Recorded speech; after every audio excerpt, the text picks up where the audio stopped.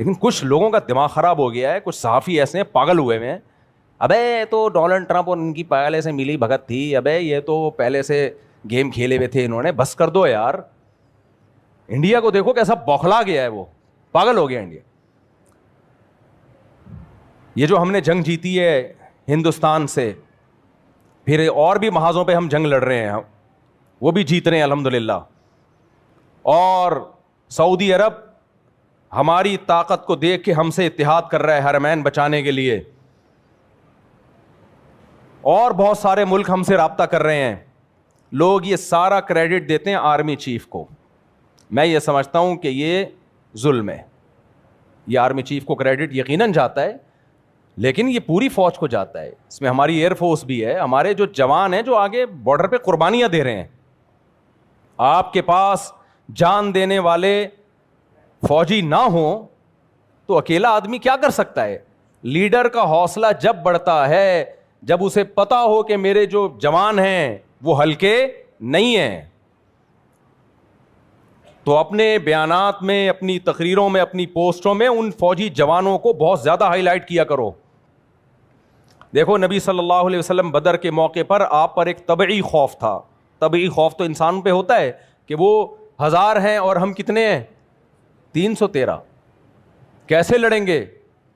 ایک انصاری صحابی کھڑے ہوئے, عرض کیا یا رسول اللہ, ہم وہ لوگ نہیں ہیں بنی اسرائیل کہ جب طاقتور دشمن دیکھا بنی اسرائیل نے تو موسیٰ علیہ السلام سے کہا اذهب انت وربک فقاتلا انا ہاہنا قاعدون, آپ جاؤ آپ کا رب جائے, لڑے, ہم یہیں بیٹھے ہوئے ہیں. یا رسول اللہ ہم وہ بنی اسرائیل نہیں ہیں کہ طاقتور دشمن کو دیکھ کے بھاگ جائیں. آپ ہمیں آگ میں چھلانگ لگانے کا حکم دیں گے تو بھی ہم چھلانگ لگا لیں گے. نبی صلی اللہ علیہ وسلم کو کیسا حوصلہ ملا ہوگا یہ تقریر سن کے. تو جو بھی بھائی فورسز کا لیڈر ہوتا ہے, چیف ہوتا ہے, نیچے والے لوگوں میں دم ہوتا ہے تو اس میں بھی دم آتا ہے. ایک بڑا زبردست مقولہ ہے عربی کا, للساعد بالسیف انما السیف بالساعد. بڑا زبردست مقولہ ہے. کہتے ہیں بازو میں طاقت تلوار سے نہیں آتی ہے. نہیں آئی سمجھ میں؟ اللہ کرے کھوپڑی شریف میں آ جائے. بازو میں تلوار کی وجہ سے طاقت نہیں آتی, تلوار کے لیے بازو کا مضبوط ہونا ضروری ہے. تلوار کسی کام کی نہیں ہے اگر اس کو کسی کمزور ٹی بی کے مریض نے پکڑا ہوا ہے, کسی عورت کے ہاتھ میں ہے, وہ کسی کام کی نہیں ہے, اس سے گائے بھی ذبح نہیں ہو سکتی. تو بازو مضبوط ہوتا ہے تو پھر تلوار طاقتور. تو یہ جو ہمارے جوان بارڈر پہ لڑ رہے ہیں اور بے تحاشا قربانیاں دے رہے ہیں, ان کے حوصلے ہیں, ان حوصلوں کی وجہ سے سربراہوں کا بھی حوصلہ بلند ہوتا ہے. تو یہ کریڈٹ ان کو بھی جانا چاہیے, بلکہ ان کو تو زیادہ جانا چاہیے. بہت قربانیاں دی ہیں, اس کے بعد جا کے یہ حالات ہوئے ہیں. جو فورسز کی قربانیاں ہیں وہ میڈیا پہ آتی نہیں ہیں. پوری دنیا اپنی فورسز کی قربانیوں کو ہائی لائٹ نہیں کرتی ہے. اس میں خطرہ ہوتا ہے کسی کی حوصلہ شکنی نہ ہو, قوم کا امیج, قوم کا جو حوصلہ ہے مورال ڈاؤن نہ ہو. لیکن حقیقت یہ ہے کہ بہت قربانیاں دی ہیں, اس کے بعد جا کے یہ حالات ہوئے ہیں. تو کچھ اچھے دن دیکھنے کو مل رہے ہیں. لیکن وہی بات ہے, کچھ لوگ کہہ رہے ہیں دیکھتے ہیں بھی کتنے دن چلتا ہی ہے, دیکھتے ہیں. یہ ایسے ہی ہے, میاں بیوی کی شادی ہو رہی ہے, سارے خوش ہو رہے ہیں, مٹھائیاں بانٹ رہے ہیں, ایک کہہ رہا ہے دیکھتے ہیں, ہو سکتا ہے کل طلاق ہو جائے. ابے ابھی تو شادی ہو رہی ہے, ابھی خوش ہو جائے یار. ہو تو بہت کچھ سکتا ہے, ہو تو یہ بھی سکتا ہے ٹرک کے نیچے آگے مر جائے. پھر مثال دے رہا ہوں, وہ دیکھو ایک دن ہوا تھا, وہ دولہا بیوٹی پارلر میں جا رہا تھا, تیار ہونے گاڑی کے نیچے آ گیا تو طلاق ہو گئی, فلانا ہو گیا. بھائی ہونے کو بہت کچھ ہے, لیکن جب شادی ہوتی ہے تو مٹھائیاں بٹتی ہیں, ایک دوسرے کو مبارکبادیں دی جاتی ہیں. اگر آپ کو دولہا دلہن سے محبت ہے, محبت نہیں ہے تو آپ صحافی بن کے بیٹھو گے اور کیڑے نکالنا شروع کر دو. ابے یہ دولہے نے پٹایا ہے اور یہ تو چرسی ہے, یہ تو ایسا ہے, یہ ہو ہی نہیں رہی شادی, ہمیں بیوقوف بنانے کے لیے ہو رہی ہے. تو ایک اچھا کام ہو گیا میرے بھائی بڑے عرصے کے بعد دیکھنے کو. اور یہ جو جنگ ہوئی تھی نا انڈیا کے خلاف, خدا کی قسم یہ والی فتح اس فتح سے بھی بڑی فتح ہے جو ابھی ہوئی ہے. ابھی تو ہم 2 دن میں سعودی عرب میں رہا ہوں نا, وہ لوگ مان رہے ہیں سعودی مان رہے ہیں یار زندہ باد پاکستان, ہمیں نہیں مان رہے کیونکہ ہماری حرکتیں ٹھیک نہیں ہو رہی ہیں. وہاں سعودی عرب میں جب میں نے ابھی عمرہ کیا, آپ کہو گے عمرہ کیسا کیا, بال تو اتنے بڑے ہیں, تو میرے اس سے بھی بڑے تھے. میں اتنے بال رکھتا ہوں کہ 10 عمرے اس میں آرام سے ہو سکتے ہیں, پھر بھی بڑے رہیں بال. تو وہاں کیا ہوا کہ جو ہیئر ڈریسر ہے نا پاکستانی, وہ کم ہو گئے, مصری زیادہ ہو گئے. تو وہیں کے پاکستانیوں نے ہی بتایا کہ اتنا گورنمنٹ آف سعودیہ نے پاکستانیوں کو تنبیہات کی کہ بھائی کسٹمر کو وہاں جا کے نہ پکڑا کرو, تمہاری دکان پہ آگے بیٹھ جائے گا, اس کے بال کاٹ دیا کرو. وہاں جا کے نا بھکاریوں کی طرح ہم لوگ کر رہے ہوتے ہیں یہ حرکتیں. آپ نے عمرہ کر لیا, آ جاؤ, وہ دوسرے آپ نے کر لیا, وہ ادھر کا سیٹر ہے, وہ ادھر کا سیٹر. سعودی گورنمنٹ نے 10-15 سالوں سے پاکستانیوں کو سمجھا رہے ہیں کہ یہ چھچوری حرکتیں مت کرو, تمیز سے بیٹھ جاؤ دکان کھول کے, جس نے آنا ہوگا آ جائے گا. نہیں مانے تو اب وہ نکال رہے ہیں پاکستانیوں کو, مصریوں کو لا کے رکھ لیا, وہ بڑے ڈیسنٹ طریقے سے بیٹھے ہوئے ہوتے ہیں. لیکن پاکستانی باز نہیں آیا. ابھی میں نے عمرہ کیا تو 2 بندے آ گئے, چھپ چھپا کے آ رہے ہوتے ہیں شرطوں سے. تو یار کیوں اپنے اوپر بھی پابندیاں لگا رہے ہو, دنیا پہ بھی پابندیاں لگا رہے ہو. ملک کا امیج اچھا جا رہا ہے, قوم کا امیج اچھا نہیں جا رہا ہے. تو اخلاقیات بھی کوئی چیز ہوتی ہے نا, کسی ملک کے قوانین کو فالو کرنا چاہیے. بس بات کو میں سمیٹ کے ختم کر رہا ہوں.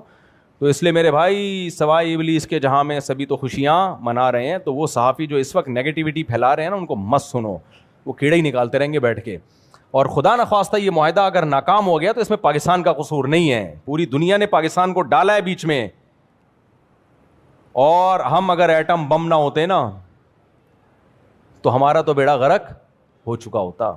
اور بعض تبصرہ نگار یہ بھی کہہ رہے ہیں دنیا میں اب راج صرف وہی کریں گے جن کے پاس ایٹم بم ہے, جن کے پاس بم نہیں ہے ہو گئے, پروگرام اڑ گیا. تو یہ اللہ کا شکر ہو گیا ہم نے صحیح ٹائم پہ ایٹم بم بنا لیا تھا. اللہ ڈاکٹر عبد القدیر خان کی مغفرت کرے, ان کے درجات کو بلند کرے. اور اس بم بنانے میں سعودی عرب نے بھی ہمارا بڑا ساتھ, بہت سارے لوگ انوالو ہیں اس میں, فوج بھی ہے, ISI بھی ہے, کچھ سیاسی لیڈر بھی ہیں, بہت سارے لوگوں کو یہ کریڈٹ جاتا ہے, بھٹو کو بھی جاتا ہے کریڈٹ. تو سب کو یہ بہرحال سب نے مل جل کے خاندانی کام, تو پاکستان میں سارے غلط کام نہیں ہو رہے, اس سے یہ پتہ چلتا ہے. کچھ کام الحمدللہ. اور دیکھو غریب ہو کے مر جاؤ لیکن کمزور ہو کے نہ مرو, یہ پتہ چل گیا کہ نہیں چل گیا. ورنہ حقیقت کیا, ابو ابو ابو فلاں رہ گیا, کھوکھلے. ان کے طیارے ہمارے ایئرپورٹوں پہ کھڑے ہوئے ہیں, ہمارے ایئرپورٹ میں, کہہ رہے ہیں یار اللہ کے نام پہ یہ اتحاد لے لو, ٹھیک ہے, PIA میں آ رہے ہیں. تو اس لیے ہم نے ڈیفینس پہ کمپرومائز نہیں کیا. سمجھ میں آ رہی ہے بات؟ یہ ہماری فورسز کا ایک خاندانی کام ہے کہ انہوں نے ڈیفینس پہ کمپرومائز, جو کام ان کا تھا وہ انہوں نے کیا, گو کہ جو نہیں تھا وہ والا بھی کیا, لیکن بہرحال ان کا کام نہیں تھا کہ وزیر اعظم کون بنے گا کون نہیں بنے گا. الیکشن میں آپ کی انوالومنٹ بالکل بھی نہیں ہونی چاہیے, یہ آپ کے کام نہیں ہے. دیکھو کسی نے بڑی زبردست بات کی ہے, پاکستان میں جتنے بھی وزیر ہیں نا, کسی بھی وزیر سے پوچھو کہے گا میں ادھر کا وزیر ہوں, اختیار میرے پاس ہے, میں صدر ہوں, اختیار میرے پاس ہے, حالانکہ نہیں ہوتا اختیار. میں وزیر اعظم ہوں, اختیار میرے پاس ہے, حالانکہ نہیں ہوتا اختیار. میں فلانے محکمے کا وزیر ہوں, اختیار میرے پاس ہے, حالانکہ نہیں ہوتا. ایک اکیلا آرمی چیف ہے جو کہتا ہے میں قوم کا خادم ہوں, حالانکہ باپ کون ہوتا ہے؟ وہی سب کا باپ ہوتا ہے. تو اب یہ غلط ہے صحیح ہے, یہ ایک الگ بحث ہے, لیکن بہرحال کام خاندانی ہو رہے ہیں پاکستان میں, اور ہمیں اس پہ شکر ادا کرنا چاہیے. پوری دنیا رابطے کر رہی ہے, پوری دنیا ہمیں ہماری طرف للچائی ہوئی نگاہوں سے دیکھ رہی ہے. ایران میں جھنڈے لہرائے جا رہے ہیں, پاکستان زندہ باد کے نعرے لگ رہے ہیں. حضرت مفتی عبد الرحیم صاحب نے چند دن پہلے بیان دیا تھا کہ نوبل انعام جو ہے یہ جنرل عاصم منیر کو ملنا چاہیے. تو لوگوں نے بہت نیگیٹو کمنٹ کیے کہ یہ سرکاری پٹھو فلانے. اصل میں بات یہ ہے کہ اپنے ملک سے محبت کا جو بھی اس وقت دعویٰ کرے گا نا, تو اس کو لوگ درباری سرکاری ہی کہیں گے, کیونکہ کھوپڑی کیا ہو چکی ہے, خراب ہو چکی ہے. یار اگر ہمارے سربراہ کو نوبل انعام اور ملنا چاہیے, ہم انڈیا کی اس سے زیادہ ٹھکائی لگائے سکتے تھے. ہم نے 2 گھنٹوں میں بس لگا کے بند کر دیا اس کو, ورنہ اور بھی مار سکتے تھے. لیکن پاکستان بدامنی نہیں چاہتا, تو اس لیے انعام ڈونلڈ ٹرمپ کو نہیں ملنا چاہیے, انعام ہمیں ہمارے سربراہوں کو ملنا چاہیے. بھلے آپ کے ہمارے ان سے 10 اختلافات ہوں, اختلافات ہوتے رہتے ہیں, زندہ قوموں کا کام ہے اختلاف کرنا, لیکن انصاف کی بات یہ ہے کہ جو اچھا کام ہو اس کو اچھا ماننا چاہیے.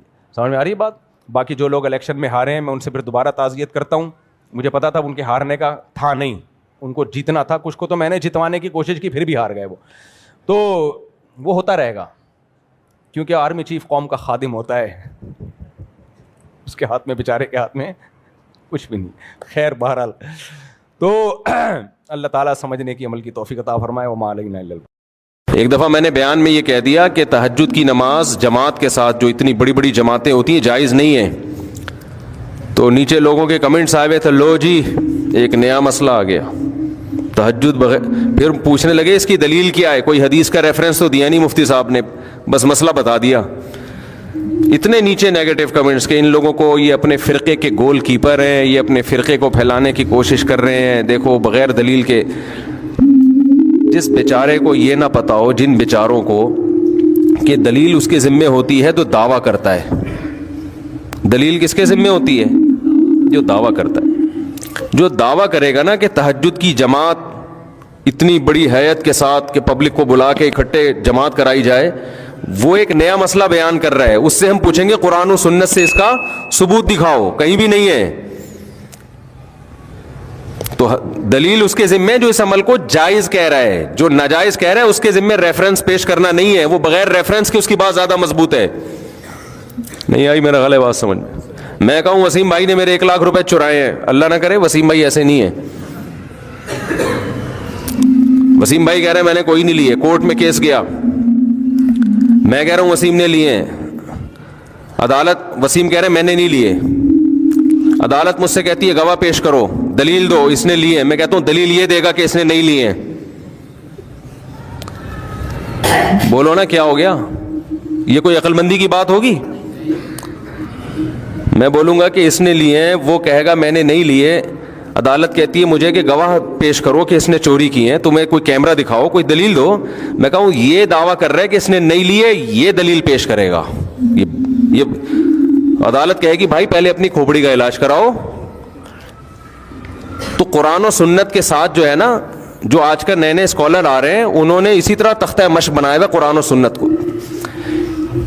انتہائی فضول بات ہے کہ قضائے عمری پہ دلیل مانگیں کہ نمازیں جب 10 سال کی اکٹھی ہو جائیں تو دلیل دو کہ یہ پڑھنا ضروری ہے. یہ ایسا ہی حماقت ہے کہ جیسے میں کہوں وسیم نے مجھ سے 1 لاکھ روپے لیے, وہ کہہ رہے نہیں لیے, میں کہہ رہا ہوں دلیل لے کے نہیں لیے. نماز ذمے سے ساقط نہیں ہوتی جب تک قضا نہیں پڑھو گے آپ, اور توبہ بھی اور قضا بھی. تو دلیل اس کے ذمے جو کہے کہ 10 سال جب اکٹھی ہو جائیں تو بغیر توبہ بغیر قضا کے معاف ہو جاتی ہیں, وہ دعویٰ کر رہا ہے. وہ نماز آپ کے ذمے سے ساقط کر رہا ہے جو اللہ نے فرض کی ہے. اس ساقط کرنے کی کیا دلیل ہے؟ آپ کوئی ایک ضعیف حدیث بھی پیش کر دو. سمجھ میں نہیں آ رہی میرا خیال ہے بات.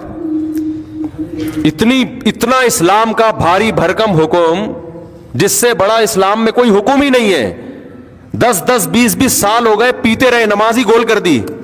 اب جب توبہ کی توفیق ملی ہے تو دین اللہ احق ان یقضا, حدیث میں آتا ہے اللہ کا قرضہ اس بات کے زیادہ لائق ہے کہ وہ ادا کیا جائے. ہم نے تو حدیث بھی پیش کر دی, ان کے پاس تو حدیث بھی نہیں ہے. اگر ہم حدیث نہ بھی پیش کرتے یہ والی, پھر بھی یہ عقل کی بات ہے, لاجک کی بات ہے کہ جب انسانوں کا قرضہ دینا ضروری ہے تو اللہ کا قرضہ بھی ضروری ہے. وہ اور نماز جیسا قرضہ وہ تو کبھی بھی ساقط نہیں ہوتا. نبی صلی اللہ علیہ وسلم سے میدان جنگ میں نماز قضا ہوئی, کیونکہ اس وقت میدان جنگ میں نماز کیسے پڑھی جائے گی یہ طریقہ نازل نہیں ہوا تھا. آپ نے پہلے اس کو قضا پڑھی ہے آپ نے, اس کے بعد بقیہ نمازیں پڑھی ہیں آپ نے. تو مدعی کون ہے جو یہ کہے کہ اتنی ساری نمازیں جب ذمے میں رہ جائیں گی تو وہ قضا پڑھے بغیر ہی معاف ہو جائیں گی؟ یہ شخص دعویٰ کر رہا ہے. اس سے ہم کہتے ہیں کہ اندھی تقلید مت کرو اپنے باپ داداؤں کی, آپ قرآن و سنت سے اس کا حوالہ پیش کرو. سمجھ میں آ رہی ہے بات؟ چاروں ائمہ کا, تمام فقہا کا اتفاق ہے کہ جب نماز ذمے میں جب قضا کر دی آپ نے تو توبہ اس بات کی کرنی پڑے گی کہ وقت پہ کیوں نہیں پڑی. لوگ کہتے ہیں نا توبہ سے تو گناہ معاف ہو جاتا ہے, تو گناہ معاف ہو جائے گا, لیکن وہ جو آپ کے ذمے نماز واجب ہوئی ہے وہ معاف قضا کے بغیر نہیں ہوگی.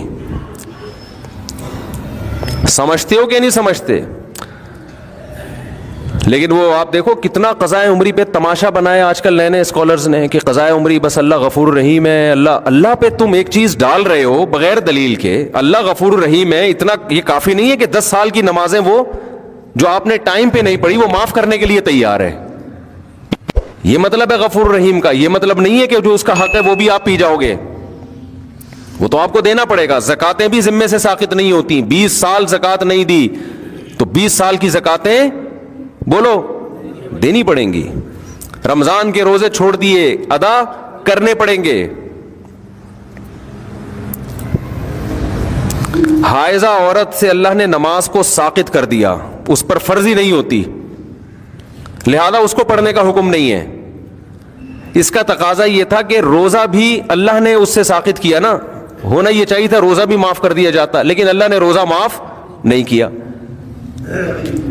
تو یہ بتانے کے لیے کہ فرض میں اصل تو یہی ہے کہ قضا کیا جائے گا, چاہے اللہ کے کہنے سے ہی قضا کیا ہو. نماز میں اللہ نے اس کو چھوٹ دی ہے, لیکن وہ چھوٹ بھی اس لیے کہ وہ اللہ کے آرڈر پہ چھوڑ رہی ہے. آپ نے جو 10 سال نمازیں پی ہیں وہ اللہ کے کہنے پہ نہیں چھوڑی ہیں.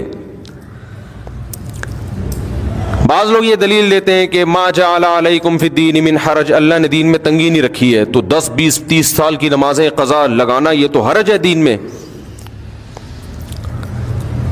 واقعی حرج ہے 30 سال کی نمازوں کا کسی کو حکم دینا پڑے, لیکن یہ حرج اس وقت ہے جب 30 سال کی نمازیں آپ اس سے ایک دن میں پڑھوائیں. جب آپ 30 سال کی نمازوں کے لیے 30 سال کا ٹائم دے رہے ہیں اس کو, یا 10 سال کا ٹائم دے رہے ہیں, پھر تھوڑی حرج ہے.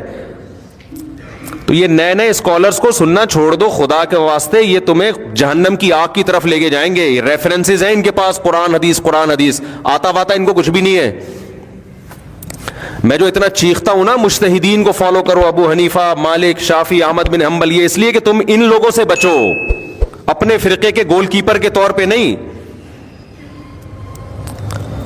فوراً جب ہم کوئی بات کرتے ہیں نا تو فوراً یہ کہ یہ تو اپنے فرقے کے کیا ہیں, گول کیپر ہیں. یہ بات غیر مسلم بھی کرتا ہے. جب آپ اسلام کے برحق ہونے کی بات کرتے ہو, کہتے ہیں یہ تو چونکہ مسلم ہے لہذا اس نے کس کو سپورٹ کرنا ہے, اسلام کو. بھائی ہم مسلم ہونے کی وجہ سے اسلام کو سپورٹ نہیں کر رہے, اسلام کے مدلل ہونے کی وجہ سے مسلم ہیں. اسلام کے علاوہ ہمیں کوئی سمجھ میں ہی نہیں آتا. تو ہم جو چاروں ائمہ کے قائل ہیں نا کہ ان چاروں فقہ میں سے کسی ایک کو فالو کرو, اس لیے نہیں کہ ہم ان میں سے ایک کو فالو کرتے ہیں, بلکہ اس لیے کہ ہم فالو اس لیے کرتے ہیں کہ ان کا فقہ مدلل ہے, اس میں قرآن و حدیث کو صحیح طرح سے سمجھا گیا ہے, اور اس میں امت اختلاف اور انتشار سے بچے گی. اس کے علاوہ جتنے پیکج امت کو جوڑنے کے لیے دیے جا رہے ہیں وہ امت کو جوڑنے کے بجائے توڑ رہے ہیں. سمجھ میں آ رہی ہے بات کہ نہیں آ رہی؟ وہ پیکج بڑے جاندار, شاندار اور پرکشش, لیکن ان پیکجز پہ جب آپ عمل کریں گے نا تو اس میں ٹوٹنے کا عمل بڑھتا چلا جائے گا. ہر اسکالر ایک نیا فرقہ ہے اور دعویٰ یہ کرتا ہے کہ میں قرآن و حدیث کے علاوہ کسی چیز کو نہیں مانتا, لیکن 4 اسکالر ہوں گے تو چاروں کی الگ الگ رائے, 5واں ہوگا تو اس کی الگ رائے, 6واں ہوگا تو اس کی الگ رائے. چند چیزوں میں متفق ہوتے ہیں, باقی ہر چیز میں الگ ہیں. تو یہ امت کا ویسے ہی بیڑا غرق ہونے والا ہے جس طرح سے ابھی چل رہا ہے نا حساب کتاب. اور ان جدید جتنے اسکالرز ہیں نا ان میں ایک چیز کامن ہے, قضاء عمری کا سب کیا کرتے ہیں, انکار. قدیم جتنے اسکالرز ہیں مذہب کے ان میں ایک چیز قدر مشترک ہے, قضاء عمری کا کوئی بھی انکار نہیں کرتا. قضاء عمری سمجھتے ہیں کہ نہیں سمجھتے؟ تو کہاں ہم ابھی آتے ہیں اس سے دوبارہ سے اصل ٹاپک کی طرف آؤں گا میں. تو وہ میں کہہ رہا تھا کہ اجتماعی حیت پہ قرآن خوانی کیا ہے میرے بھائی, بولو نا, جائز نہیں ہے. اس کیوں جائز نہیں ہے؟ جب اجتماعی سطح پہ کوئی عمل کرتے ہیں, جیسے تہجد ہے, تہجد میں نبی صلی اللہ علیہ وسلم نے لوگوں کو جمع کر کے کبھی نہیں بلایا, کوئی ایسی روایت نہیں ہے. ہمیشہ آپ نے تہجد پڑھی, 1 2 3 4 صحابہ آپ کے ساتھ شامل ہو گئے, یہ جائز ہے, ہم بھی اس کو جائز کہتے ہیں. امام ابو حنیفہ کو چونکہ قرآن و سنت بہت اچھی طرح سے آتا تھا لہذا اس عمل کو امام حنیفہ جائز کہتے ہیں. بھائی اتفاقی طور پر کوئی تہجد کے لیے کھڑا ہوا ہے, 2 4 آدمی اس کے پیچھے آ جائیں, اعلان کر کے کہ فلاں اتنے بج کے اتنے منٹ پہ ہمارے یہاں تہجد کی نماز ہوگی, تمام حضرات تشریف لے آئیں. اس کا ثبوت ہمیں قرآن و سنت میں نہیں ملتا, صرف رمضان میں حضرت عمر کے عمل سے ملتا ہے, تراویح جس کو کہا جاتا ہے, اس لیے اس کو نام بھی الگ دیا گیا. سمجھتے ہو کہ نہیں سمجھتے؟ اس میں اجتماعی حیات. اور حضرت عمر نے کیوں؟ اس لیے کہ نبی نے یہ رمضان میں 3 دن کیا پھر چھوڑ دیا تاکہ فرض نہ ہو جائے. تو حضرت عمر سمجھتے تھے کہ آپ نے اس لیے چھوڑا فرض نہ ہو جائے, یہ اس کی علامت ہے, آپ اس کو زندہ رکھنا چاہتے تھے. تو اب فرضیت کا امکان ختم ہو گیا, لہذا حضرت عمر نے اس عمل کو دوبارہ شروع کرا دیا. تو رمضان گیا اور وہ تراویح کی نماز گئی. اس میں قیام اللیل کا بھی ہمیں ثبوت نہیں ملتا کہ الگ سے پھر رات کو آپ اجتماعی حیات پہ نماز پڑھی جائے. حیائی کو کنٹرول کرنے کے لیے چند کام کریں آپ. پہلے تو بتاؤ اس کو کنٹرول کرنا ہے کہ نہیں کرنا. سب سے پہلی بات, یوٹیوب پہ کوئی بھی بے حیائی والی ویڈیو کو پروموٹ کر رہا ہے, اپنی بیوی کو بے پردہ ہو, میں یہ نہیں کہہ رہا کوئی بیچاری شریف عورت اسکارف میں آ رہی ہے آپ اس پہ بھی طنز کرنا شروع کر دیں. جو بھی اپنی بیوی کو اپنی بہنوں کو کی بےہودہ ویڈیو بنا بنا کے یوٹیوب پہ ڈال رہا ہے, آپ اس پہ نیگیٹو کمنٹس کرو. بعض لوگ تھوڑی سی غیرت ہوتی ہے ان میں, کوئی ان کو تھوڑا سا شرم دلانے والا ہو تو ان کو توبہ کی توفیق مل جاتی ہے. جو بالکل ہی غیرت لیس ہیں وہ تو گالیوں سے اور خوش ہوتے ہیں. ان کو تھوڑے سے تنبیہ کرو ان کو کہ بھئی آپ کیا کر رہے ہو, یہ اچھا کام نہیں ہے. نہی علی المنکر ہر شخص پر اپنی استطاعت کے بقدر فرض ہے, تاکہ لوگ ایسی ویڈیو کو پروموٹ نہ کریں, اپریشیٹ نہ کریں. دوسرا کام آپ نے کیا کرنا ہے,